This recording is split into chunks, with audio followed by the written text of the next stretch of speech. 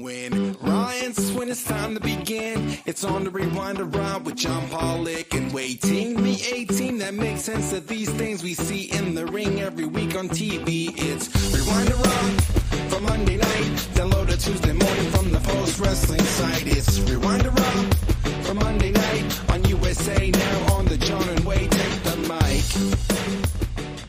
Hello, everybody. Welcome to 2024. I am John Pollock along with Day One Ting. Hello, Wai.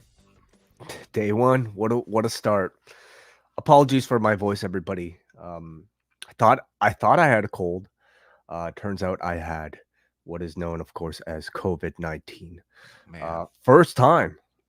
First time. I was thinking about this. I was not aware of you having it prior, at least to your knowledge. So yeah. So you and WWE celebrating day one today. What a way to celebrate, of course. Yeah, boy. But, overall, I feel fine. You know, obviously very, very congested. So again, apologies for my voice, but I think I'll be all right for the next hour and a half or so. Oh, man, so what are you doing? Are you like staying away from people? Are you just like, you know what, it's too difficult? No, we're staying at home. Yeah, we're staying at home, not really going anywhere. Well, I'm just saying, like, interaction with like your family members and such. I mean, are you trying to limit it? It's like everybody in the house has it. I was not aware of that. I did not know. Oh, all three of you have it. Oh my God. In many ways, it makes things much easier. How did you test young Oscar? Well, he has a runny nose, so that kind of. Oh, you didn't actually test him though? Okay. I mean, we did, using a lot of what came out of his nose, and even that was enough to, just get a positive test. So, yeah, that'll be fun. The only time I've tried to test my kids, I literally thought they were going to like destroy me, and it was just too scary. So, well, that's awful news. How are you feeling? I know you're. Well, you and I went out together to the same party on Friday, and then you drove me home afterwards. And then Saturday, if people listen to it, both of us were sick on Saturday. Yeah. And then Sunday, I felt awful. Like I just had a terrible, it was a cold in my throat. Today I woke up, I'm significantly better, and I'm a little stuffed up, but I think I'm fine. That's my feeling on things. So okay. I'm fine. I don't quite know. As it turns out, I'm actually going to be alone for the next few days. So it does. But I think I'm okay. I think Christ, how many times could I possibly have COVID? How many times have you had it? I've had it twice that I'm aware of. So. Twice, okay. And the last time recent, right? Very recent, like November I had it. So okay.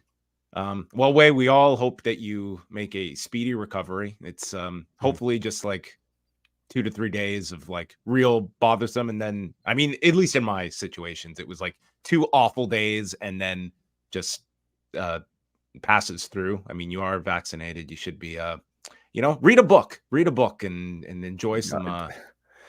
I don't know if there's going to be much time for reading. Like the challenge now is to keep Oscar occupied while, staying at home and with us at pretty low energy levels. So, that's our biggest challenge. I'll be reading a lot of books, but not for me, for him. And they'll be consisting of a lot of basic nursery rhymes. Okay. Well, do report back to us. So, okay. New year, new ting. And now we are going to move on into the show today, and it's a big week here at Post Wrestling. We have lots coming up this week. News to Wai's ears. We are going to be up on the Post Wrestling Cafe this Thursday after Wrestle Kingdom. It'll be myself, Wai Ting, and Bruce Lord reviewing the show from the Tokyo Dome. So tune in on Thursday. That will be exclusive to postwrestlingcafe.com members. So all levels will have access to our Wrestle Kingdom review, and then all of your regulars back on the cafe this week, including Rewind to SmackDown and Collision Course, Rich Fan and WH Park. They're going to finish up season 2 of What If. And then on Sunday night, we will be live for Cafe members with the Best and Worst of 2023 show with Braden Harrington and Davey Portman joining me live, and we'll find out about Wai to be determined, I guess, by Sunday. Yeah. So we'll be live for Cafe members. The show will be made available to everybody after Sunday. But if you do want to listen to us do the show live together on Sunday night, that is going to be for Cafe members. And it is a big month here at the cafe. We will have multiple editions of Rewind Away, including our next going to Hamilton, Ontario for WWF's Breakdown event in September of 98. That will be coming up next week, and we'll have a full list of all the cafe menu items coming up this coming month as well. So are you ready for the week ahead? I'm going to try my best to be. I think I will. Yeah. Well, just to put just looking at Saturday's news, when we last spoke to everyone, it was after the World's End show, and it featured a 2.5-hour press conference afterward. The majority of the focus being on Tony Khan and his comments as it regarded the Chris Jericho situation. If you had a chance, to listen to Tony Khan's comments in context, we went over them on Saturday, but just getting a chance to hear it, it was brought up multiple times. And Tony Khan responded as though, he reiterated the fact that this is the safest company in wrestling. He is not going to address unsourced internet rumors, and not going to get into it, would not answer the question that was posed to him about whether Chris Jericho had been ever investigated in the past or will be now in light of this news. So how would you assess, the main subject that came out of the press conference? I think my feeling coming off of the press conference is that he answered about as much as I expected him to. Given I think how maybe fresh the news was in the public sphere, and just the lack of, I think, evidence or information that's really out there, I wasn't really expecting much of a definitive, answer either way. And it just seems to be within sort of Tony's MO to not even deny the fact that there was an investigation or confirm. So he was going to basically leave that press conference making sure that none of us had any extra information. Yeah, which I think is an unfortunate part of what came out of that. I understand that Tony is going to be extremely limited in what he's going to share in the best of times. And for something as sensitive as this, I would think that Tony Khan was they very much went into this press conference prepared for these questions, and Tony having his line that he was going to use.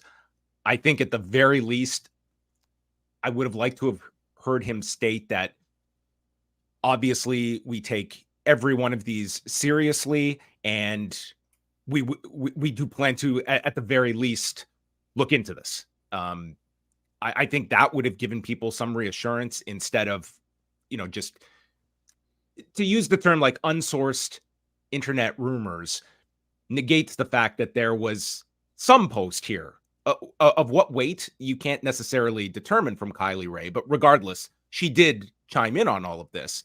And I think that would have been one of the questions to ask to Tony Khan, is that at least at the end of this, will you be reaching out to Kylie Rae to determine what was meant by that post? Is there something here, or was this misconstrued? At the very least, that to me would be a given, is that you would be reaching out to Kylie Rae to decipher what did this emoji mean. We cannot make definitive conclusions based off of an emoji, but we saw what that generated on Saturday.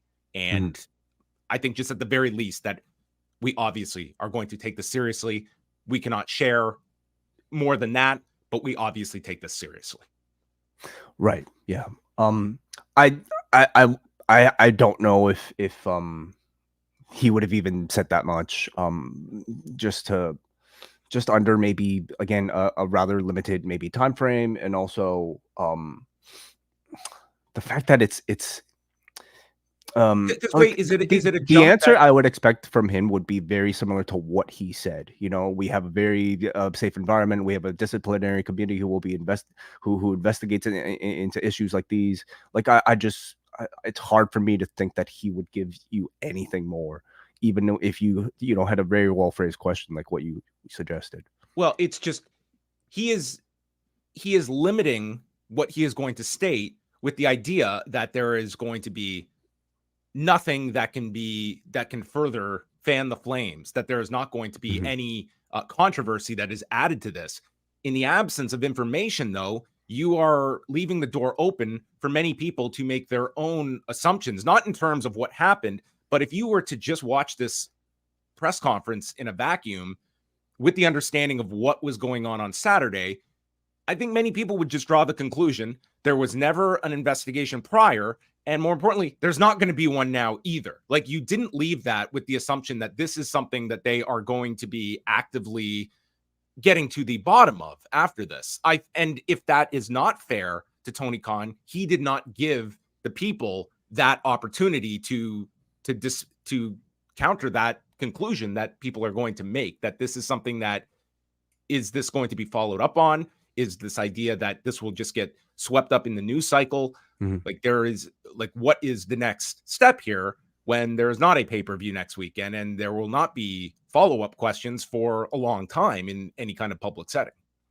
Right. I mean, I really do wonder what public updates there might be, if there is any sort of internal, discussion. What's the next opportunity we may possibly have to hear Tony Khan speak to the public in a setting like this, or via another interview? I mean, he won't be doing another media availability until Revolution. Like, there's nothing before that unless something unique pops up.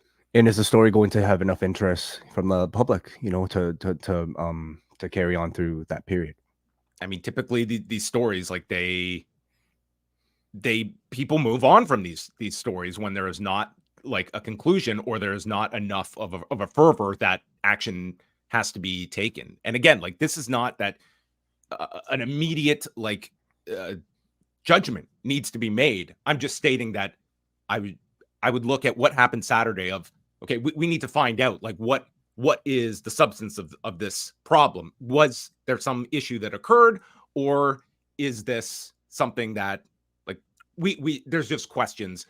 Are the answers going to be sought out? And I think you could leave that press conference questioning if those steps are going to be taken or not.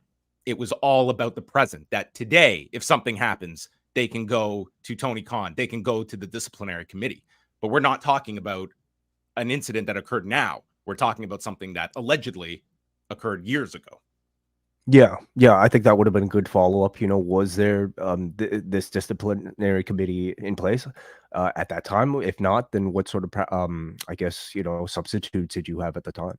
And how did AEW handle situations like these when the companies first began? A memo was sent out to staff at WWE today confirming the departure of Kevin Dunn, which was first reported by PWInsider.com on Saturday night, with Nick Khan writing out the memo stating, after 40 plus years of helping to build WWE and hands down the best production and media unit in the entire sports and entertainment business, Kevin Dunn will be leaving our company as of today. And this was sent out today. Before WrestleMania 1, Kevin joined Vince at WWF. Many of us remember a pre-WrestleMania WWF, a regional wrestling company that looked like a regional wrestling company. Then we experienced WrestleMania 1, whether live on closed circuit or years later elsewhere. It was magic. A regional wrestling company had become a global sports entertainment juggernaut. Vince led the way, side by side with Kevin Dunn. When many of us were kids, standing in line waiting to play Pac-Man, Kevin was already on the road, breaking his back to help build our company. When you see our product now, there is nothing that comes close to its look or feel. 52 weeks a year, 3 to 4 times a week, it is singular and truly special. No other company can or will do that, and that is because of Kevin and our media team's hard work, smarts, and determination. We are forever grateful to Kevin. He will always be a part of the WWE family. Then, now, forever, together. Yeah. He did not include the signature at the end, but I mean, I can hear Creed in the background already, set to that.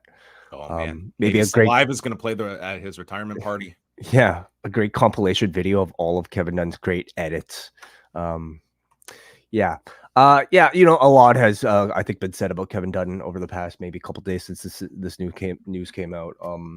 This memo internally, of course, is going to focus on a lot of the great that he's done for this company, and he deserves a lot of the kudos for a lot of the advancements in professional wrestling television presentation that I'm sure he's responsible for.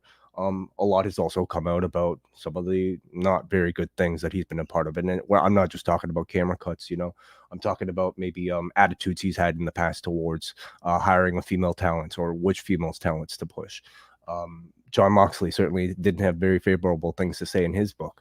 So he has a lot of enemies out there. I mean, he is somebody that has held a significant amount of influence, and outside of a McMahon, throughout the history of WWE, no one higher than Kevin Dunn. And I would say there were many years he outranked several McMahons on top of that. Like, he was Vince's closest confidant, which I would look at it like Bruce Pritchard. Like, there was a period Bruce Pritchard was released, and now he's in a very powerful position there. But I mean, Kevin Dunn's been the constant throughout all this time. And when you look at people that have been there a long period of time, Vince McMahon has not necessarily been sentimental when it comes to just keeping people along. They serve a purpose, and Kevin Dunn has outlasted everyone. I think it's a very big signal that, Kevin Dunn is walking away now, and, where, a Vince McMahon is now in a company without Kevin Dunn. And I mean, Kevin Dunn, like, whether you have just looking at the professional side of things, like what he has constructed in terms of, like, for many people, he has subconsciously taught people like what is considered right and wrong in the way you present professional wrestling. And I think that's sometimes, like, you look at the production of WWE, that is a huge asset that the company has had overall. Like, there are certainly the negatives people attach with it as well. You've got to wear the good with the bad. But, we look at when an AEW is launching, and a lot of the comparisons, it's like people default to how they have grown up watching wrestling. And for a heavy percentage of people that weren't watching all the different territories, or they were just strictly on a WWF upbringing, like, that is wrestling to them. And as much as you can look at the creative, it's the whole presentation of it. Like, that's Kevin Dunn more than his fingerprints. It's like the Kevin Dunn signature that has accompanied this product for decades. Well, sure. Absolutely. I'm very curious to see if the WWE themselves are going to make any sort of significant changes to their production. And I would argue that over the past year, you've already seen several. Like, even today, you seeing Katana Chance and Kaden Carter have that segment with Chelsea Green and Piper Niven. Not in a backstage setting, but like in a what we're supposed to believe is a club.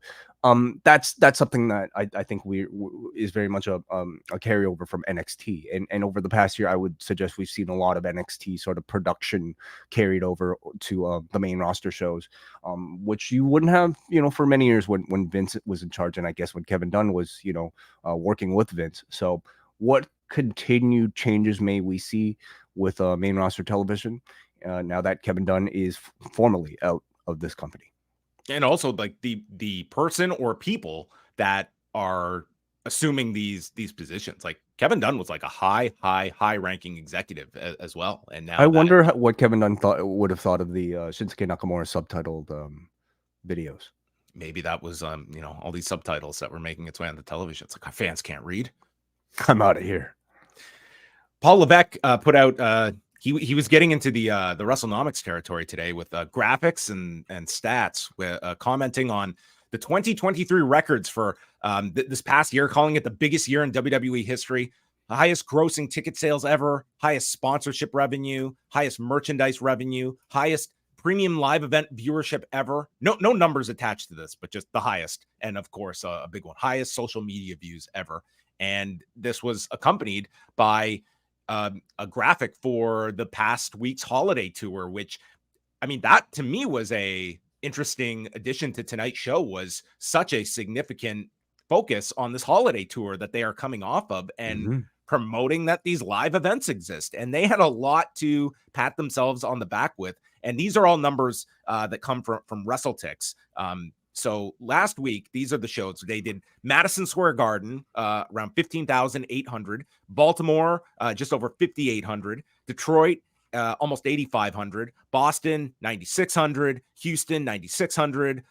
Laval, Quebec, just over 9,000. Toronto, 8,800. Las Vegas, 6,500. And then Saturday at the Kia Forum in Inglewood, 13,847 tickets distributed. So they trumpeted 4 sellouts and 8 gates in there. And they had a fantastic week of live events, 2 of which featured CM Punk on the shows. But across the board, like, this was an exceptionally strong week for the company when it came to ticket sales and live event business. And this week, it is all focused on the television and trying to drive some huge numbers. And I'm sure they're going to get a a very big number for Raw tonight, even going against the Sugar Bowl.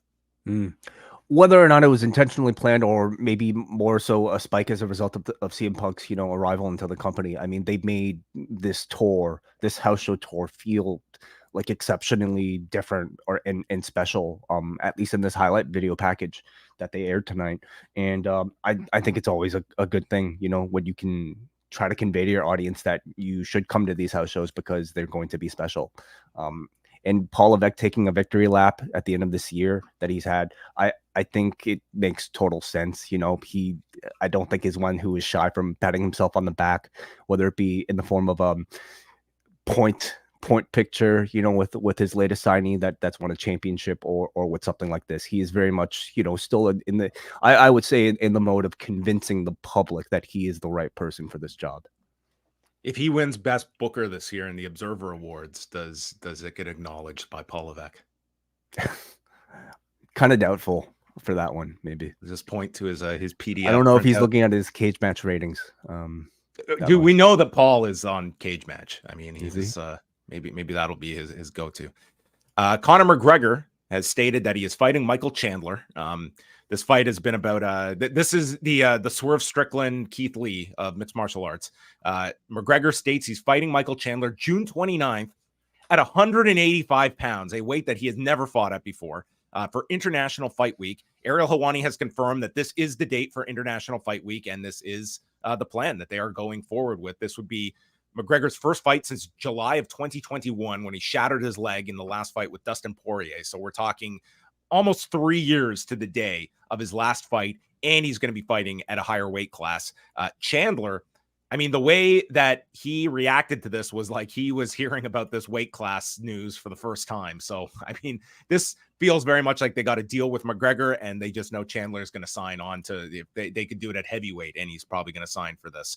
UFC has not officially announced this yet, but that looks to be the plan, which would put International Fight Week in June for the first time, with this June 29th date in Las Vegas. So that would be UFC 300 in April in Vegas, and then coming back with this in Vegas at the end of June. So we're talking about 2.5 months apart from those two big events.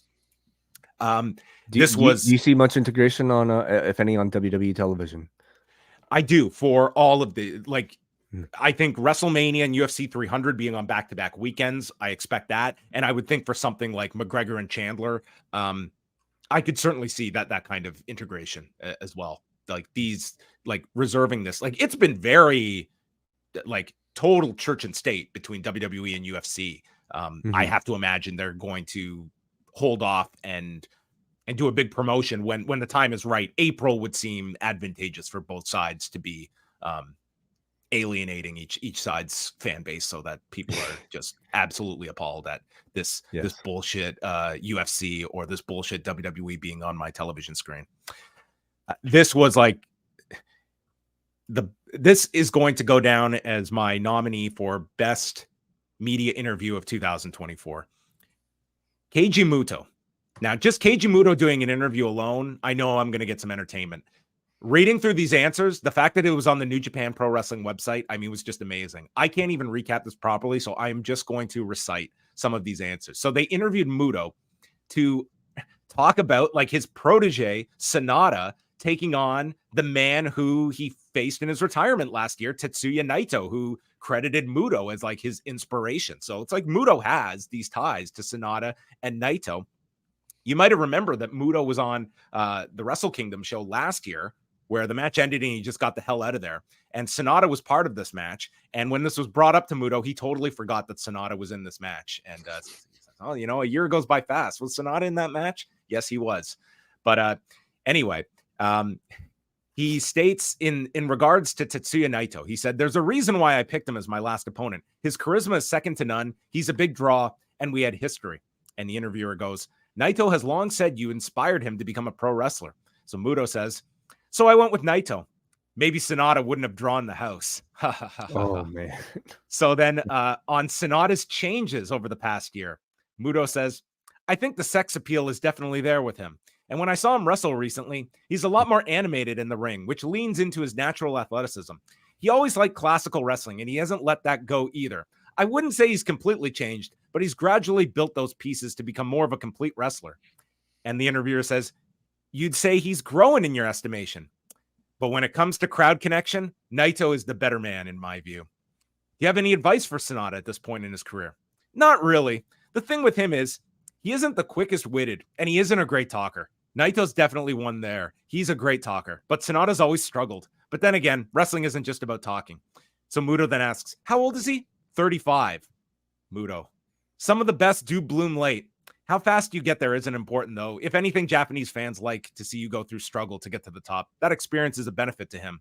And the interviewer notes, he did fail in his New Japan tryout in 2005. Here we are 18 years later, and Muto's going back to his age. When I was 35, the whole business revolved around me. So who do you think will win January 4th? I don't have enough of an inside track. I don't know who's in the better shape, who might be hurt. I will say this, though, even if it gets me heat, Sonata was at a certain end-of-year party I was at the other day, and he was dead drunk. I know you're a big drinker, but did you lay off before a big Tokyo Dome show?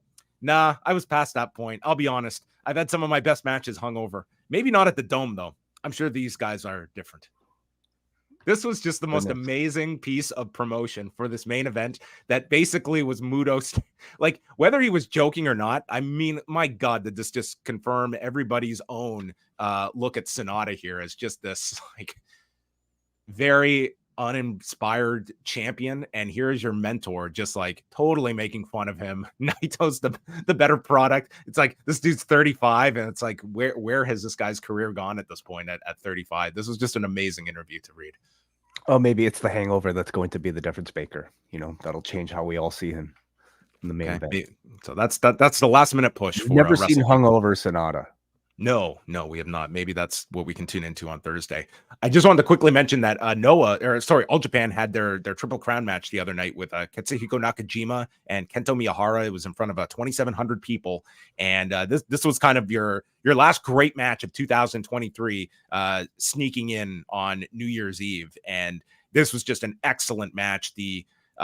You had Nakajima coming out with Hasashi Shinma, and he defended the Triple Crown. The match went almost 26 minutes. And I mean, some of the kicks here from Nakajima, they were incredible. And this audience, my God, was Kento Miyahara just the most over babyface. No matter how much damage he was taking, there's just Kento chants ringing throughout the arena. And down the stretch, Nakajima hits a Northern Lights bomb and then goes for a Fujiwara armbar. And he's torquing it with his knee going down on Kento's head. And he had been working on the arm, and the crowd is still chanting for him with this arm bar applied. And Kento submits at 25:52. And then they did like the John McCarthy, like we just watched on The Ultimate Fighter, dives in to take Nakajima off of the arm bar. It was just an incredible finish, a really fantastic match. And this sets up Nakajima and Charlie Dempsey on Wednesday. So, I mean, that's going to be something to watch with. But, I mean, the key is Nakajima winning and presumably sticking around with All Japan. This was not just, come in, win the Triple Crown, lose it, and head out. It seems like he is sticking around. And as I don't assume Charlie Dempsey is winning the Triple Crown, but, I mean, who knows? Well, imagine the Triple Crown on NXT television. Bringing another Triple Crown to North America. Why not? That's it. Probably not happening. No. The quad crown with he can go after Ilya Dragunov, and you just keep adding jewels to the crown. And then the last thing, Tuesday night is New Year's Evil with NXT with Ilya Dragunov against Trick Williams for the NXT title. Lyra Valkyria takes on Blair Davenport for the women's title. Riley Osborne and Oba Femi in the breakout tournament final. Ariana Grace taking on Roxanne Perez. And then the no-quarter catch crew of Drew Gulak, Damon Kemp, and Miles Bourne against Dragon Lee, Joaquin Wilde, and Cruz del Toro. Fallon Henley takes on Tiffany Stratton. Dynamite, we've just got the one match with Orange Cassidy and Dante Martin. And then the other significant show that's going on tonight at 1 a.m. Eastern on Wrestle Universe, it is Noah the New Year at Ariake Arena with Naomichi Marufuji against Kota Ibushi in the main event. Keno defends the GHC title against Manabu Soya. And Zack Sabre Jr., Yoshinori Ogawa taking on Tanahashi and Hayata. And some of the other notable matches on the card, you've got a bunch of New Japan involvement here. Satoshi Kojima against Goshi Ozaki, Tomohiro Ishii against Masa Kitamiya, and not New Japan related, but Takashi Sugiura takes on former UFC fighter Yuka Sasaki, who fought in the UFC till about 2018, even fought the current flyweight champion, Alexandra Pantoja, at one point, and he's been fighting for Ryzen the last few years. He made his Noah debut back in November, so a pretty big match with him on this card as well. So that's Noah's first big card of 2024 on Wrestle Universe. And I know what everyone is thinking.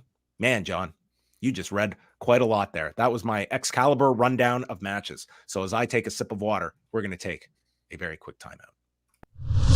It is 2024, and tracking technology from advertisers, ISPs, and hackers is getting more sophisticated than many of us can understand. Something you can do to give yourself a bit more peace of mind this year is to protect your browsing by investing in a trusted VPN like NordVPN. Voted Best VPN for Privacy of 2023 by Security.org, Nord is one of the most established and reputable VPN providers in the field. NordVPN is also something I use every day to access geo-blocked online streaming services like AEW+. By far the best way of watching AEW programming commercial-free with on-demand access to AEW's entire TV archive. But perhaps the most value I've gained from using Nord has been the ability to unlock cheaper prices to online content from other parts of the world. Plus, when you sign up at nordvpn.com/postwrestling, you get 4 bonus months on top of all 2-year plans. That works out to $2.88 a month, so it's already paid for itself several times over. Again, $2.88 a month when you sign up at nordvpn.com/postwrestling. Check the link in the show description. Sign up with code postwrestling, get yourself some bonus months, and let NordVPN know you found them through us. And thank you to all the great partners of Post Wrestling, including NordVPN. Are you ready for day one? Ready. Let's go. Okay. This is going to bleed into day 2, by the way. I'm prepared for that. Yes. Okay. We don't do a countdown for day 2, but tonight they were at the Pechanga Arena in San Diego, California. Over 11,000 tickets out per WrestleTix. Big night for Raw. And we got Michael Cole and Wade Barrett inside of the ring previewing the show for us. And we're starting off with Becky Lynch and Nia Jax. They aired a preview video highlighting the broken nose from 2018 and a really heated crowd for this opening match. Nia took control early and missed a leg drop, so Becky follows with a diamond dust and then a missile drop kick, setting up the commercial break. We come back right as Becky is hitting the Molly go round, and Nia misses the leg drop on the edge, and she starts screaming out, but I don't think there was any reference to her hole on this miss. I felt like it might have been coming, but nothing. No. Yeah, maybe she realized, oh wait, I'm doing a serious run here in my return. And so she then does the most overdone spot in WWE. It's the punch that misses, and she punches the post and then misses a cannonball. Can't hit anything on Becky.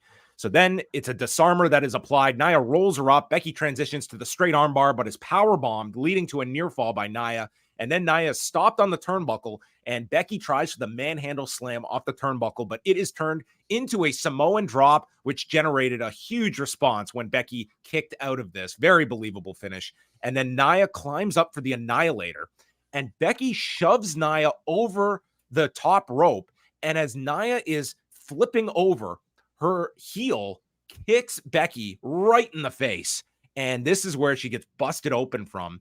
And then Becky comes off the turnbuckle into the power of the punch, and she is decked. They make the callback to the broken nose and the punch that puts out Becky, and Nia wins with the Annihilator in 11 minutes and 52 seconds. And they did a close-up of Becky's mouth. It's not like they shied away. There was a lot of blood coming out of her mouth from this. I actually didn't notice the heel contact that you were mentioning there. I went back to watch it because all of a sudden you saw all this blood. And it was very evident before the punch, which you would think they would have focused in on that, but it was so clear it was there beforehand. And when she goes over, you can see the back of her heel. It just nails Becky in the face coming down. Okay. Well, I just assumed they were working us and just trying to call back to the initial blood incident or the broken nose incident. You can see all the blood before she dives off the turnbuckle, because right, I would have thought the same had we not seen it till after the punch, but it was there. I mean, if it was unintentional, then it sucks, but it's also great because it's sort of the perfect thing you can have for a story like this. I thought this match it turned out really well to me. It started off with your usual Nia clumsiness, and in ring, you're never going to maybe expect a technical masterpiece. But in terms of story, they continued building throughout the match. You got some very good power spots from Nia. good building to near falls from Nia as well. Top rope Samoan drop, I thought it elicited a very big reaction. Crowd responded well to it, and the finish was well done here. So a good way to follow up with that nose break story, and it was the right decision to build to a bigger moment of catharsis for Becky.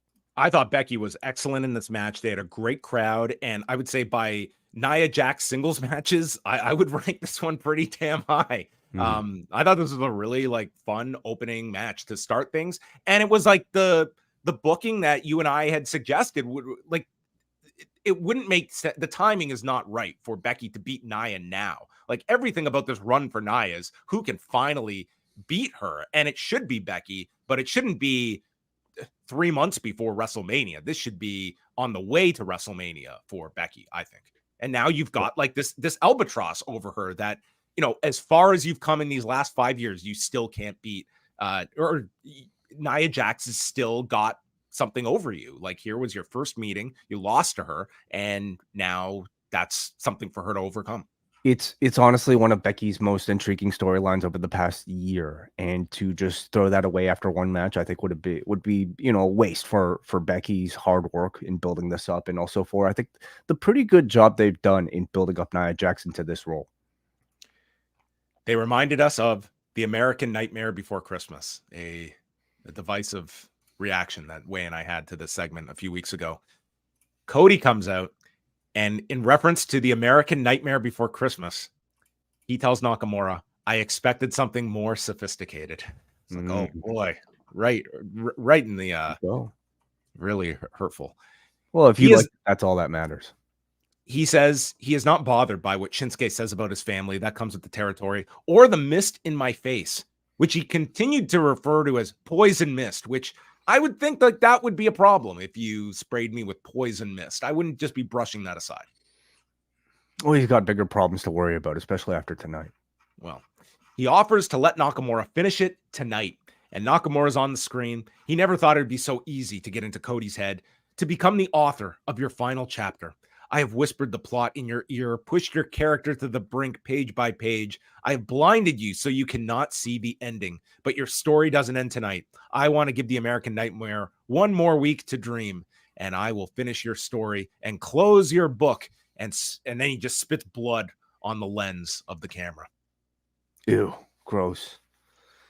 Well, it's not blood. You know, this camera operator, unless this was like on a tripod. I mean, this poor operator took all this stuff in the face too. I mean, I think they had a piece of glass, just a big like window, but it's not blood; it's poison mist. That's right. So what happened to this poor man? Is he dead? I don't know. Cody has recovered remarkably well from multiple poison mists.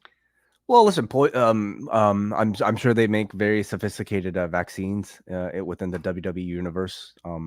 He might be vaccinated. Shouldn't he have some kind of a lingering issue from this poison mist? I guess eye patches are domain of one company at the moment. Right. Yeah. Well, we don't know. We don't. Maybe.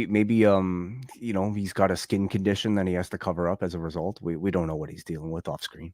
Well, he does have some weird thing on the side of his neck, but that is a pre-existing issue. They announced that next week CM Punk will be on the show in Portland, and that takes us to Kofi Kingston, Jey Uso against Ludwig Kaiser and Giovanni Vinci. And they mentioned that if Kofi Kingston gets into the Royal Rumble this year, it'll be a 16th Royal Rumble in second place behind Kane with 18. So he's got to do 3 more of these to get to Kane. I think he'll get there. Unless Kane could do more too. I'm sure he can pop back. No, we don't need more of Kane in these. No, we don't. Vinci trips Kingston from the floor, so Kaiser then runs his shoulder into the post. Go to the commercial break, and Michael Cole is promoting that a former champion will be here tonight.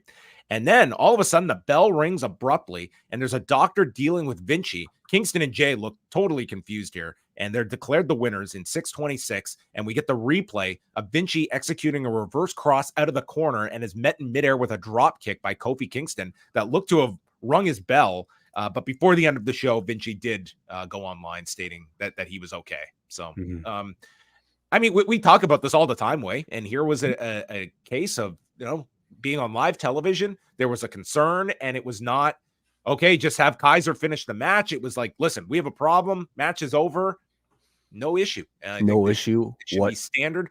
Crowd didn't get upset. It's like this, if anything, they were concerned. They were all like applauding Vinci that hopefully he's okay. Like it's 2024 and they handled it perfectly. I felt, there were moments. There was a moment where like, because it felt so abrupt because we didn't even see the doctor in there until we heard the bell, and so as always in wrestling, there are going to be attempts to be made to hide what you're not supposed to see as much as you can until they decide that it's not. But you learn from something like this that the doctor has final say when it comes to something like this, and this is a match that really didn't matter a whole lot. Yes, it created some moments of awkwardness on live television, but who cares? That's real life. Like if we're trying to present a real sport here, this happens in real sport. It's going to be awkward, and we all end up living with it, and we're all okay with it. It's more realistic, you could argue, as a result. So, yeah. They promoted the holiday tour with a highlight video, and next is MizTV, where his guests are supposed to be the Judgment Day, but R-Truth is the one that comes out and explains that he thought they were all behind him, but it's only him, and is asked, "Are you seeing invisible people again?" So he asks if little Jimmy is here. Dominik and JD come out, telling Truth to stop with this nonsense. And Truth notes how Dominik is getting booed in his own hometown. And the fact that JD did lose to R-Truth, and the stipulation was you leave the Judgment Day, so you're technically out of the Judgment Day. And Miz putting his crowd inflation to work here. Exaggerate. He added 9,000 people to this crowd, saying there's 20,000 people booing you, Dominik. And Miz notes that I'm more relevant than ever. Brings up the fact that CM Punk beat you up on the holiday tour, and Dominik starts screaming and challenges them to a tag match. And Truth is confused because he's supposed to be teaming with the Judgment Day, but he agrees to team with Miz as a strange bedfellows partner. Mm-hmm. I get the sense this might be a bit more of a divisive sort of like segment for people that might be listening to this. I loved it. I thought Truth was great in this. I thought Dominik was great in this. I think they found such a great role for Truth. His was a comeback that I was certainly not expecting in 2023. I think they've utilized him so well in Judgment Day, and it's not only elevated his status. To me, it's made the Judgment Day, especially maybe your sort of non-main members in Dom and JD, more fun, more interesting to watch. I felt like this was a great segment and a great time to reunite the Awesome Truth with the Miz on a pretty hot streak as well. Well, it set up the tag match, and we've got the Miz now with his Ranas, and Truth is in control. I honestly found Truth to be more entertaining in this match, where, I mean, he's just doing all these little things, like he's reaching to tag Dominik, and they're getting so frustrated, and then Dominik gets in, he hits a 619 onto Truth for the break, and then it's Miz getting the hot tag. Truth and Dom are on the apron, and they start arguing. JD then headbutts Miz. Truth tags JD, so he's confused by the opponent tagging him here. So he holds up Miz for Truth to strike, and then Miz ducks, so Truth nails JD, sends him into the skull-crushing finale, and Miz pins JD in 7 minutes and 27 seconds. He made sure to do an "I'm sorry, I love you" before delivering the strike as well. I thought this was hilarious. Like, this was great mid-card comedy. It's not involving a championship. It's not involving even a main eventer. It's involving Dominik Mysterio and JD McDonough, who are, I think, perfect for these sort of roles. And again, with the Miz being on a pretty hot run as a babyface right now, and Truth doing so well, this is a really perfect time to continue with them. And how much further can they really kind of drag this? R-Truth thinks he's still in Judgment Day and JD isn't story. I look forward to seeing it because I'm not sick of it yet. It's not like these two guys are going to be headlining a pay-per-view with The Rock.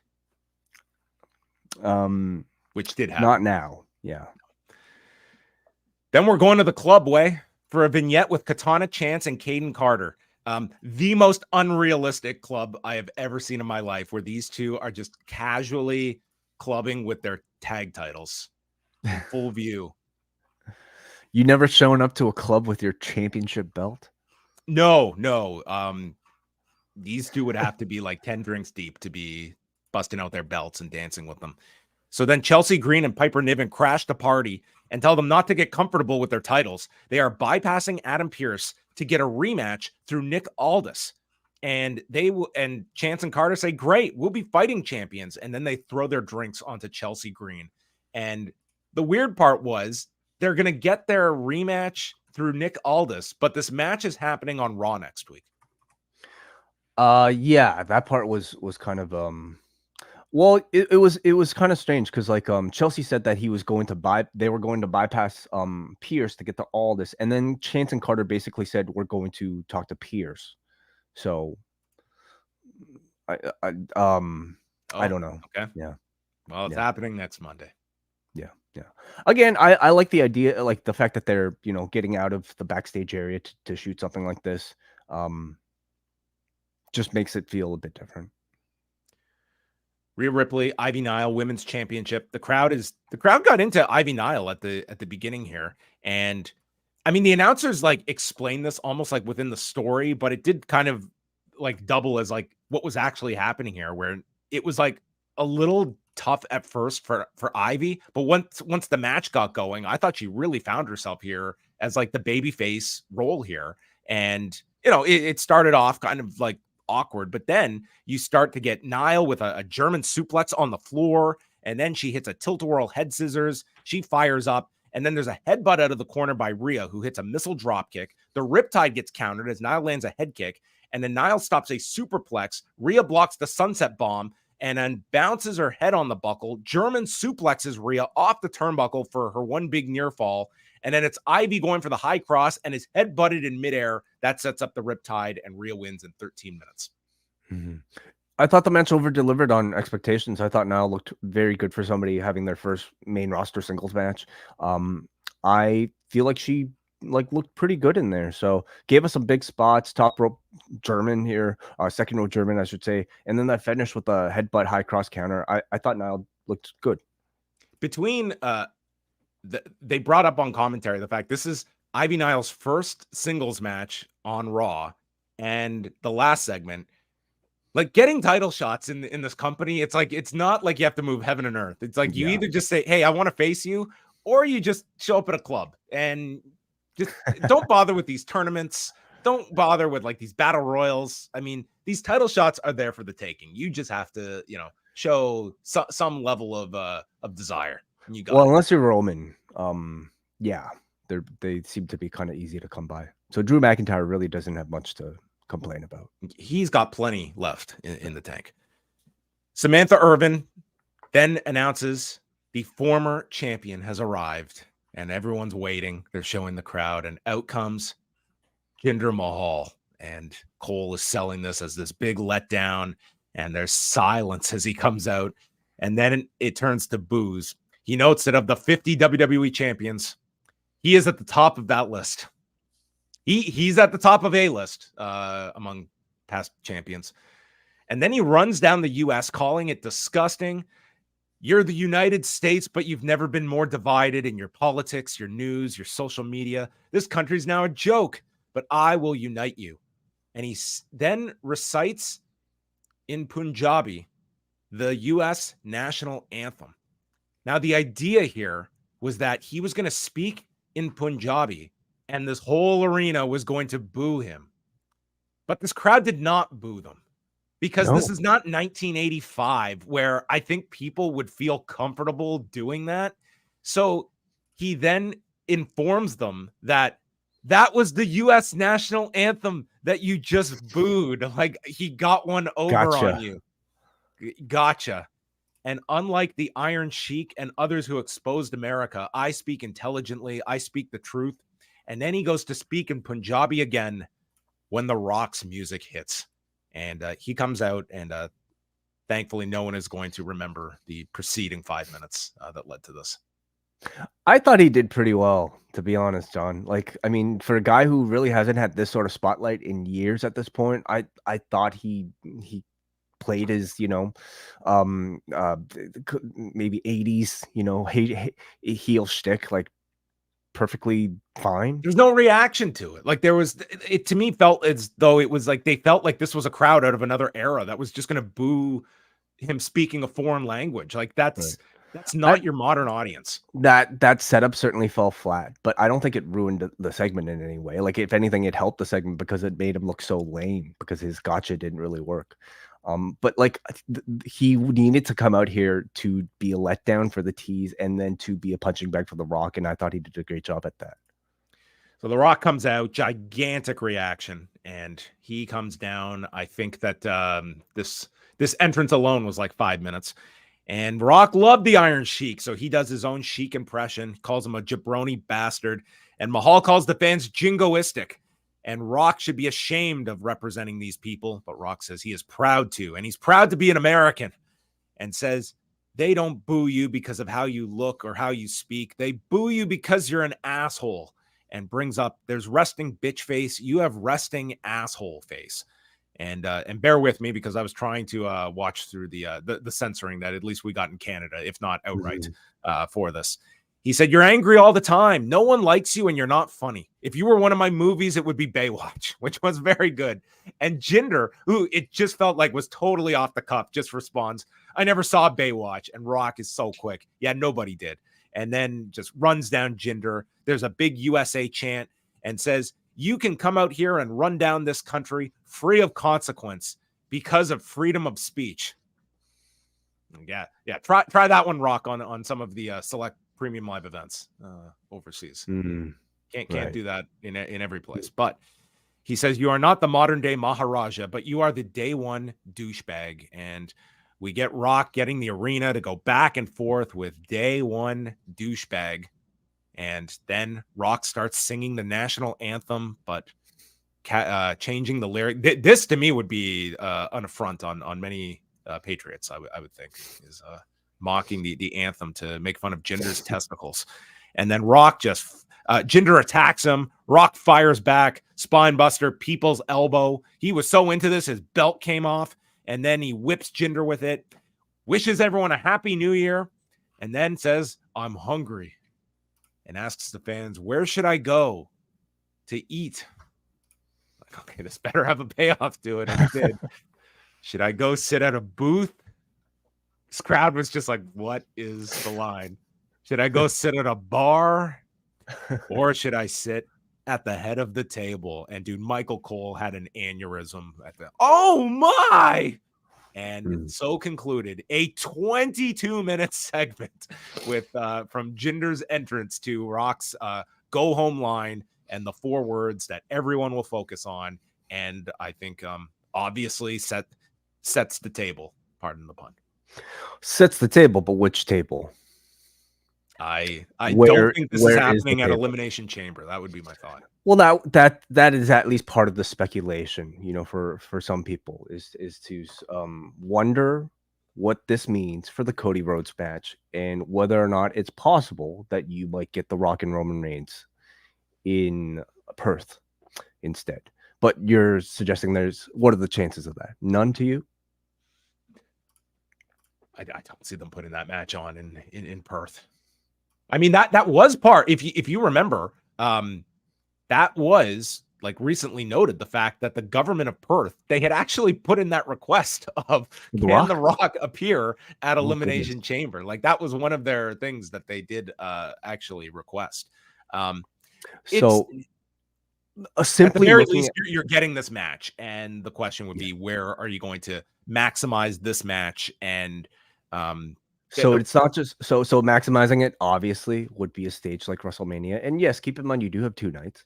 They also have a lot of plans already set up for those 2 nights. You have an embarrassment of riches right now with people that you could, you know, justifiably put into several of these spots. And Cody versus Roman, by account of, I guess, you know, looking at online reaction, a lot of online audiences want to see Cody and The Rock. They want to see the story finish, and they don't want to see the Rock. Cody and Roman. Sorry, Cody and Roman. They probably want to see Cody and The Rock too, but after. But they want to see the story finish. You know, that's really been everything that's been you've been gearing towards that. At the same time, how often is The Rock going to be free and in good enough shape that he can come out here and challenge Roman Reigns for his championship? I'd argue this is the last year. I would think. Like, exactly. You can't predict any year, But if the lane is free, this is the year to do it. But in other ways, it's at a time when, like, certainly there are years that, I mean, this company would be on their hands and knees begging for a Rock match. This is going to be a super, super successful WrestleMania with or without The Rock. I would argue, of all the matches, for that night, Roman and Rock is probably the biggest match that they have of all of their matches at their disposal.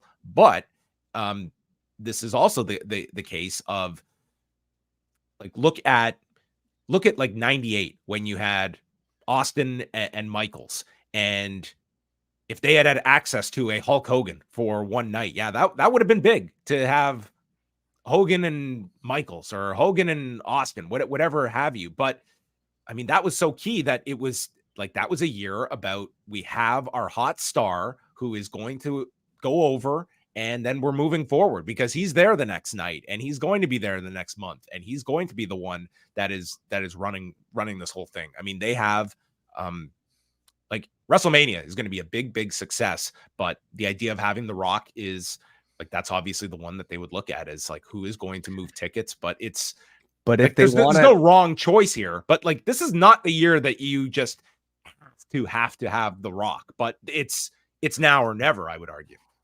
There's no wrong choice. But you can choose to be greedy here. You can have everything. Okay. And again, they have several shows. They have 2 nights of WrestleMania. How do you play these pieces so that you can get the value out of everything? You can have CM Punk and Rollins. You can have The Rock versus Roman. You can have Cody versus Roman. And that's why I don't know if I completely rule out the idea of this happening in Perth, or if they choose to do this, maybe having this being a night one thing and still doing Cody versus Roman. I mean, it sends, I think, a pretty bad message if you're going to delay Roman and Cody one more time, right? Like, for this new regime that's supposed to perhaps, have a bit more of an eye on the future, you would think. But again, I don't think there's a bad decision in any of this. Like, if by the end of this you told me that I would have to wait another year for Cody versus Roman, I wouldn't be that upset, because I think they do a fine job of maybe delaying it, but a lot of people probably would be. Yeah. So that's, that was the keys thing coming out of Raw, and the different directions that they go. I think it's great for the audience, because you have all these different scenarios that you can go to, and you're right, shows to play with. I mean, they're getting paid money for that February show, so maybe we shouldn't be as dismissive about that. It just seems as though you have a Rock, you are going to use it for, like, that is a show that the money's guaranteed. The show is, you can't move anymore. Like, all you have to benefit at that point is appeasing a government party that has already paid for the show, and Peacock subscriptions, which I'm sure Peacock would want him at WrestleMania as well, as opposed to the February. Yeah, can't you say the same thing about WrestleMania? Well, that's it. I mean, really, what you're coming down to is just, like, you're banking that Mania is going to be your most watched shows of the year. You put a Rock on a February show, that's going to be an enormous show too. But I think for all parties involved, just, you have a Rock, he's doing Mania night too. Let's see how this goes. It's certainly interesting. And I mean, I think my thoughts of expecting it were maybe under 50% at this point, that The Rock would be active and available for WrestleMania. So this is very exciting. The roster that they have at their disposal heading into this year's WrestleMania, it's going to be insane. I thought for the segment itself, the Rock was fantastic. It's amazing how he can appear so infrequently yet still feel very, very close to where he was at the top of his game, even when he was an active wrestler on the microphone every single week. It didn't really feel all that different. His command of the crowd, his confidence, and his perfect delivery on live television is still very much unmatched by anybody on this roster. So certainly made a good case for taking that main spot at the very top if you weren't convinced. So Mark Kerr back. Mark Kerr is, well, he could join the UFC after this. Well, you know what? Maybe he can resurrect Pride. I mean, maybe that can be the brand extension that UFC has been coveting. Sure, yeah. Any UFL crossover, you think? all possibilities at this point. I mean, that's going to be the other argument now that this is, where we're moving towards this. It's like, here's the guy. He's 51. He's got to do a major match. And that's going to come with the obvious risks of this guy who, suffered a big injury. And we're talking over a decade ago when he did his last real match. The second one with Cena, and, injured himself significantly and had to push back filming of a movie. It's like, you do a match with Roman, you're not, you can't just go out there and just do simple stuff. I know. But at the same time, it might be now or never at all, right? Again, you're talking about his cousin who's on this monumental title reign that we might be seeing end this year. You're talking about Dwayne Johnson, who's still in good enough physical shape that he might be able to squeeze one of these in. This might be the very last chance. And as a result, even if it's not night 2, they might choose to do it at some point. And, the last point on this is the number of dates that you have with The Rock. Just the fact that he is in for Mania season. Again, this everything CM Punk, Rock involvement, all of this pertains to the Raw rights. Yep. I would have I'm sure he's not going to be a weekly fixture, but just the fact that, this is going to generate this much more buzz for WWE at a time that they're already operating on such a high level. And you're just throwing in Punk and Rock and Cody's hot, and you've got Seth, and you've got all this intrigue in WWE. And a lot of it is focused on Raw and should be on Raw. They're just throwing everything in terms of just lighting up the interest level for these Raw rights. And having a Rock and a Punk in your pipeline, it's a huge timing. This is a big achievement for the company to have all of this at once. Then so again, this went 22 minutes. I'm going to make a decent prediction that this was probably not earmarked for 22 minutes because then we go to Shayna Baszler and Zoe Stark against Tegan Nox and Natalya, who had to race through 5.5 minutes with a 3-minute commercial in the midst of this. And Candice LeRae and Indy Hartwell are watching in the back. We go back, and Tegan, with the second Molly go round of the night, hits Baszler. Baszler then lands a kick. There is no heat for this match as they're coming off the previous segment. Stark super kicks Natalya, and then there's a German to Nox by Baszler, followed by the Z360, and Zoe pins her. 5:36. Natalya's looking frustrated on the floor as Tegan drops the fall. And the only issue was Shayna and Zoe did not go to a club on Saturday night. They instead bothered with a wrestling match, and they're not getting the title shot next week. But Cole said maybe down the line they'll get a title shot. So that's nice. Well, I don't know if there's really clubbers, I suppose. They might be more bar people. She's more of a spades. Thank you very much. Very, very well. This was probably going to be the toughest spot for anybody on this roster to follow The Rock after a 20. What is Brandon's quarter-hour chart going to look like? I don't know. It depends how attractive the rest of the show is to people. But yeah, probably a bit of a drop off here. Crowd was dead for it. Really impossible spot for these four to be placed in. So it's still a very cold tag team division for the women right now. They plugged everything that they have coming up this week, including what they call it, 5 must-see shows, which include The Bump, and then this preview special on Thursday night that they are plugging around. Paul Levesque has a major announcement, an appearance by CM Punk, Rhea Ripley, Belair, Ilya Dragunov, and Montez Ford. So that's Thursday on Peacock, 8 Eastern. And what is it? What's the major announcement? Tickets go on sale. No, they're announcing the pre-sale for the pre-sale date for SummerSlam. Yeah, I don't know, what could it be? The special edition of Raw, maybe. I'd put out your best guess, chat room. Let's hear. You know what? It's the time of the year. Maybe they're going to announce the first Hall of Fame inductee because they're going to be starting to get into that. I mean, it is kind of different now where Hall of Fame is not its own event that they put tickets on sales for. It's piggybacking with SmackDown, but it is the time of the year they usually announce the first person going in. I mean, that's just one idea. We had a recap. This was hilarious. So we have a recap of Drew taking out Sami Zayn a few weeks ago on Raw. And Wade says and Sami Zayn is out indefinitely. And then Michael Cole's like, well, he was actually back at the holiday tour last week, but he's hurt again because he got 15 staples in his head. I was like, holy Christ, what? I didn't go to this house show on Friday. What in God's name did he do at a house show that led to 15 staples in his head? Oh, goodness. Jesus Christ. Don't know, man. Oh man, bad luck for this dude, right? I suppose like you ask, Can you imagine this guy sitting down and watching that CM Punk Dominik match from Madison Square Garden and being like, what did I do? Like, I did the same thing.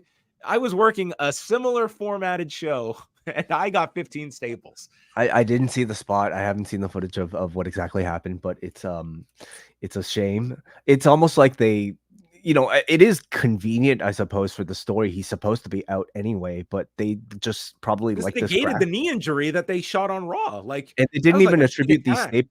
They didn't even attribute these staples to Drew, But I guess this looks so cool, John.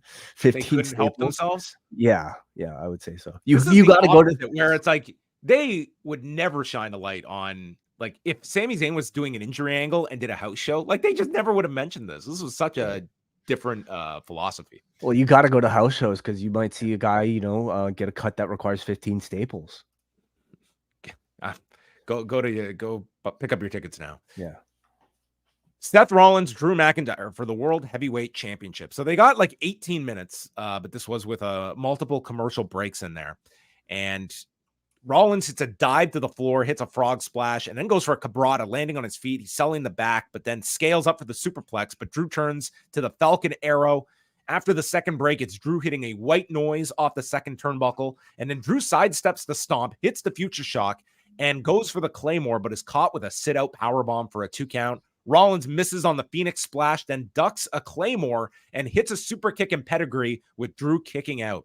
And on that note, Damian Priest comes out with Dominik, has the briefcase, and as he gets down to ringside, he nails Rollins with the briefcase and tries to go cash in, but Drew stops him with a Claymore, and belly-to-belly's Dominik on the floor, rolls into the ring, and Rollins is still selling the briefcase shot, and he's nailed with the Claymore, and Drew hooks the leg, but covers him in such a way that the leg is extended over top and is touching the rope, and Drew can't get the 3 count. Now, why this man just didn't pull him into the center and pin him? Instead, he was like, no, if his foot is touching the rope, I must end him in a more decisive way. So he goes to clear the announcer's desk, and then Rollins comes to life on the desk, turns it into a pedigree, rolls in Drew, hits the stomp, and wins in 1805 to retain the title. Very good match. I guess, yeah, like you pointed out some logic gaps there. I suppose in my head, the Claymore. Okay, Seth Rollins is such a fierce champion, such a great competitor, John. A move like the Claymore has to be executed, and you have to immediately get the pin. If you wait any second, or if you let the man recover 3-4 seconds due to a kick or a foot on the rope, well, the effectiveness of the move is already gone. Does he know that? He didn't even try. Well, I'm sure he's wrestled this man before. Okay, he knows the strength of his own move. A positioning issue. Like, you hooked his leg too far. He's still out. He's been hit with your move and a briefcase. Okay, so you're right. Maybe a drag into the center of the ring and then having a kick out from Rollins would have made that spot a bit more realistic before going to the. And he's showing life. He's not been kept down like this. Yes. He was like, it's not like he physically saved himself here. But I don't want to take away from like the moment that they constructed to build to that near fall, because I thought it was really well done. Oh, okay? I think a lot of people bought on the near fall at this point. Like, when he hit the Claymore, that okay, they're going to flip the title. I thought it was good use of the Money in the Bank, just prop, to basically kind of tell you, okay, this thing's happening, and then instead it's Drew taking both of them out so that he could get that near fall. I thought everything was just kind of like building to such a rush that resulted in a wonderful sort of like foot on the rope, sort of fake out moment that I think poetically works really well, because it's Drew who again screwed himself. The whole story is Rollins telling Drew, you blame everybody but yourself. And this was directly Drew costing himself the championship. And saving Seth's title from the cash-in. Yeah, that wasn't his intent, but yeah. Well, that can be like part of the whole story here is that he ultimately, I mean, took his attention away from Seth, who was unconscious in the ring, and stopped Priest. Right. Do you think we get to Drew versus Priest perhaps? Yeah, it's possible. I can't see them unless they put some big stipulation on for the Rumble, squeezing out another Rollins Drew match so close. Damian Priest in all of this is a big question mark, just because Punk is clearly lined up for the Rollins match at WrestleMania, and is there still enough of an interest in Damian Priest to follow up? CM Punk doesn't have to win the championship, and maybe that would be the time to crown Priest. So yeah. You do need a match for Rollins at the Rumble. So I mean, you can't necessarily, like, Drew is his program at the moment. It's not as though they have anyone else ready. So I mean, they could do some stipulation for them at the Rumble, or insert. I don't know where you go with Rollins, but yeah, maybe they do squeeze out another match, because you've got a couple of weeks, and I don't know if they're just going to take unless they do something random like some battle royal to determine a new contender. But that was the show. Good main event that they had. I would be curious if, like, how much the Rock segment might have thrown off any of the final hour or so. Like, even at like 18 minutes, it's typical. Some of these big matches, they get them into the ring even earlier than this. But nonetheless, it was a good match that they had. Overall, a pretty strong crowd, but the big segment on the show was Mark Kerr. Yeah. It felt to me like an attempt to present a pay-per-view level WWE Raw, much like maybe NXT's have been in the past. And I feel like they were pretty successful here, not just with I think the match quality that you got throughout, but also the video packages that they used to set up a lot of the matches too. And then having something like The Rock, really feel like a peak of this show that you had to really tune in for, making a big announcement, basically telling us that he was going to face Roman Reigns. I thought made this definitely a very good edition of Raw. All right.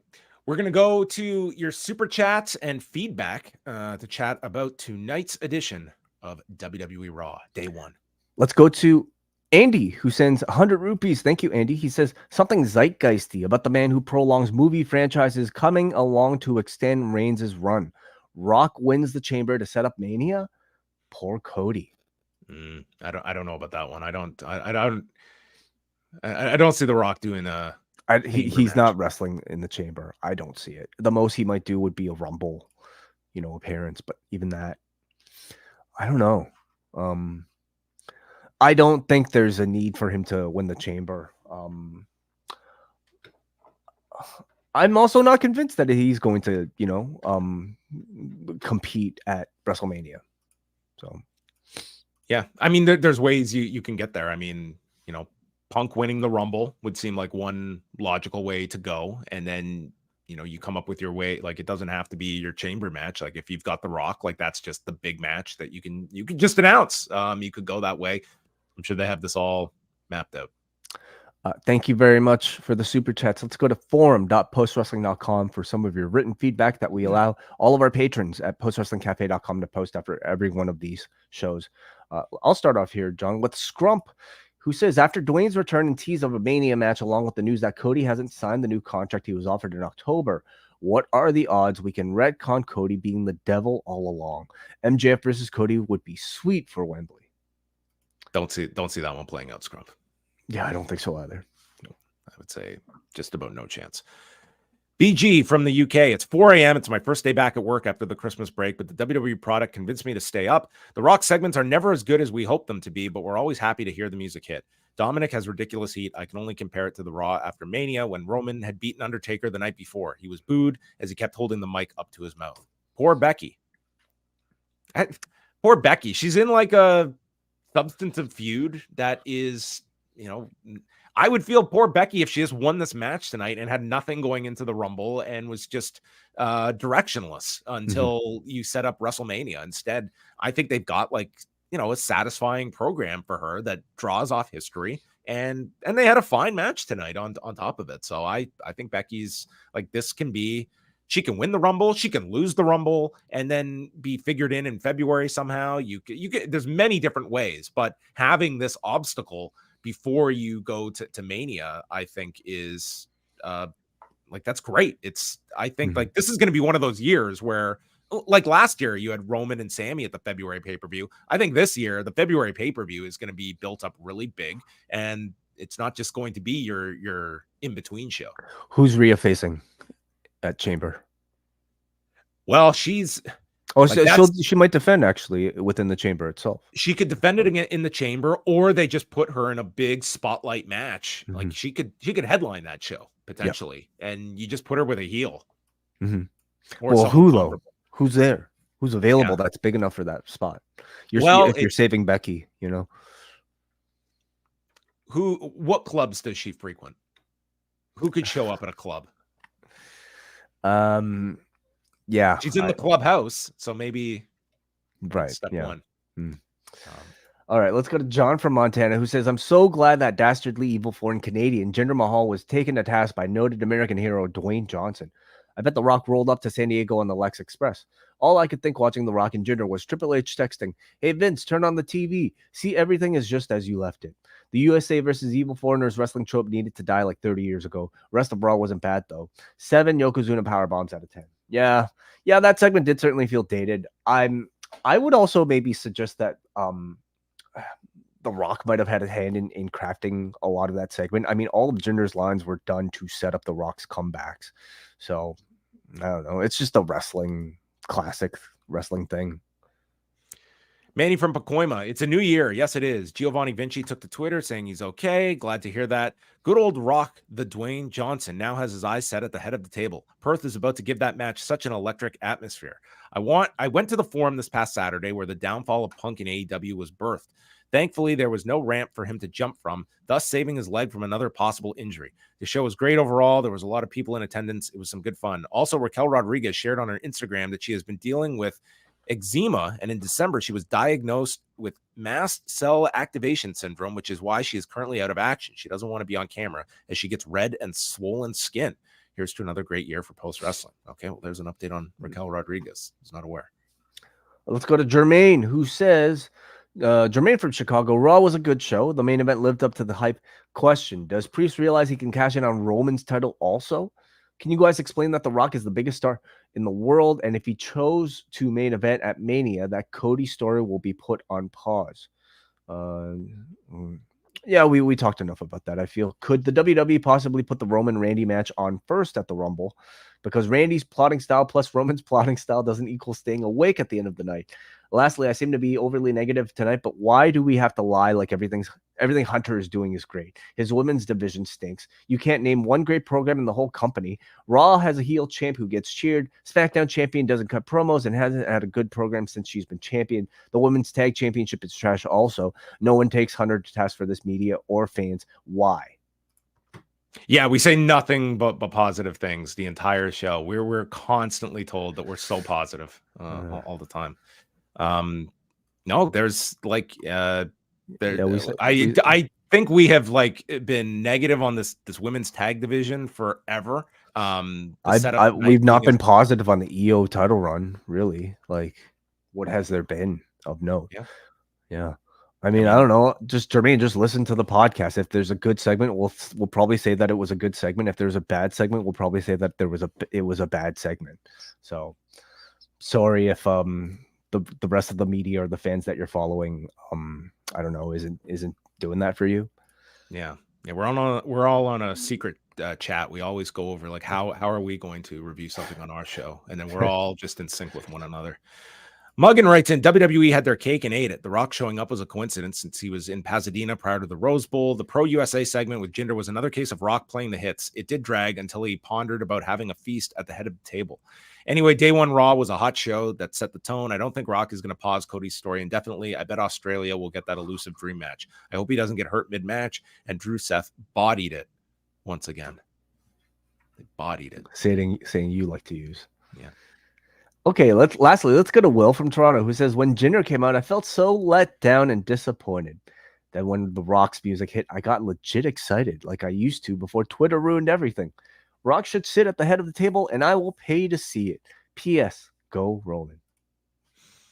Okay. Well, there you have it, everybody. Thank you for the feedback and for all of you tuning in tonight and waiting for powering through on the show. I wish I could say that we'll have a calm and easy week, but it's a packed one, folks. Tuesday night, Braden Harrington and Davey Portman are back with Up Next following New Year's Evil. And then on Wednesday, it's going to be myself and Brandon Thurston live at 3 Eastern. We're going to be joined by Phil Sturm from the Under the Ring podcast. He was also in attendance at the press conference on on Saturday after World's End, and was one of the reporters that did ask about the allegations. So we're going to be talking with Phil this coming Wednesday as well. Double guest on Pollock and Thurston. We will be joined by the Chris Samsa to kind of look at a state of New Japan going into their big show of the year. And if his stats could be marred, if someone is drunk or hungover, what is the rate of match quality if someone is nursing a hangover as well? Now, this is the big story going into the main event of Wrestle Kingdom 18. Wednesday night, we've got Rewind to Dynamite. And then Thursday, it is Wrestle Kingdom 18. So tune in, postwrestlingcafe.com. We've got four big shows on the cafe this week, starting with Wrestle Kingdom 18. So join myself, Wai Ting, Bruce Lord. When do you feel we'll have that show coming out on Thursday, Wai, roughly? On Thursday, we're set to record at 3 p.m. Eastern, so sometime in the afternoon. So sometime in the evening, I suppose, would when people should be looking out for that.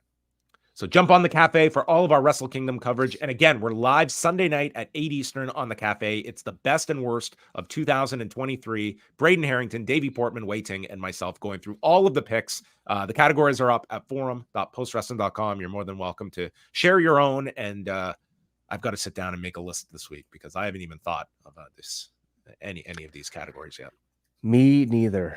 So yeah, let us know what you guys think, and join us live if you're a member of the Post Wrestling or Poison Rana Patreons on Sunday, 8 p.m. Eastern. All right. And before you click X on your browser, before that, click like and subscribe to the channel below. Hit that button and just, if you hit it enough times, all of you out there, Wai will be cured by tomorrow morning. So if you care about Wai Ting's health, subscribe to the YouTube channel. Did someone just unsubscribe? Help me. Come on. This is like Tinkerbell getting her powers by you clapping at home, okay? To bring light to Tinkerbell. For you Peter Pan fans out there. Thank you. Happy New Year, everybody. Thank you all for watching. We'll talk to you Wednesday.